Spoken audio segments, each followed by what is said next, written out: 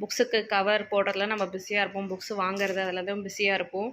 So நான் வந்து என்ன வாங்கியிருக்கேன்னா, புக்கு வந்து எப்படி நம்ம ஈஸியாக போடலாம் அப்படிங்கிறது தான் நான் சொல்ல போகிறேன். நான் இப்போ புக்கு கவர் வந்து புதுசாக வந்திருக்கு. ஸோ இதில் பார்த்தீங்கன்னா 30 பீசஸ் இருக்கும். ஸோ நான் 2 செட்டு வாங்கியிருக்கேன். இது ஒரு செட்டு வாங்கியிருக்கேன், இது ஒரு செட்டு வாங்கியிருக்கேன். இதில் பார்த்தீங்கன்னா லாங், மீடியம், ஸ்மால் வந்திருக்கு. ஸோ இது வந்து லாங் புக்ஸஸ் இந்த மாதிரி போட்டுக்கலாம். அப்புறம் ஸ்மால் புக்ஸஸ்லாம் வந்து அதுக்கேற்ற மாதிரி நம்ம வந்து புக்ஸ்லாம் நம்ம போடுற மாதிரி இருக்கும். நான் இதை எப்படி போடணுன்றது இப்போ நான் காட்டுறேன். நான்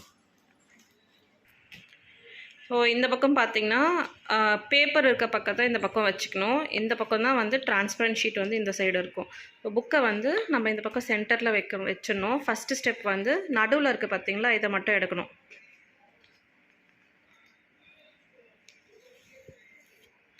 புக்கை எடுத்துட்டு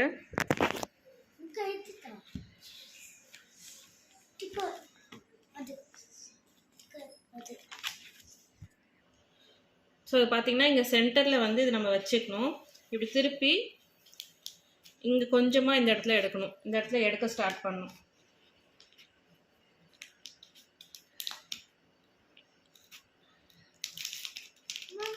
பேப்பர் எடுத்துட்டு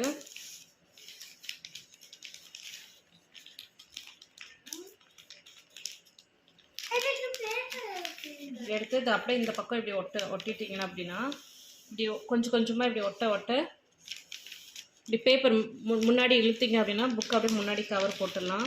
ஸோ உள்ளே வந்து ஸ்டிக்கர் இருக்கிறதுனால அது அப்படியே ஒட்டிக்கும். ஸோ லைட்டாக இதை எடுத்திங்கன்னா இந்த பக்கம் மடிச்சுட்டு மேலே கொஞ்சமாக இருக்கும், அதை மடிச்சிருங்க. அப்புறம் கீழே இந்த பக்கம்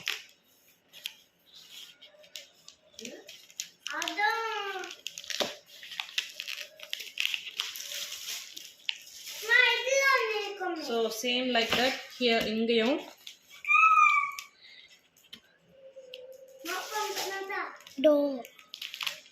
இந்த பக்கமும் நம்ம எடுத்துட்டு அப்படியே முன்னாடி புக்கு மேலே வச்சுட்டோன்னா அப்படியே முன்னாடி எடுத்துகிட்டே வரணும்.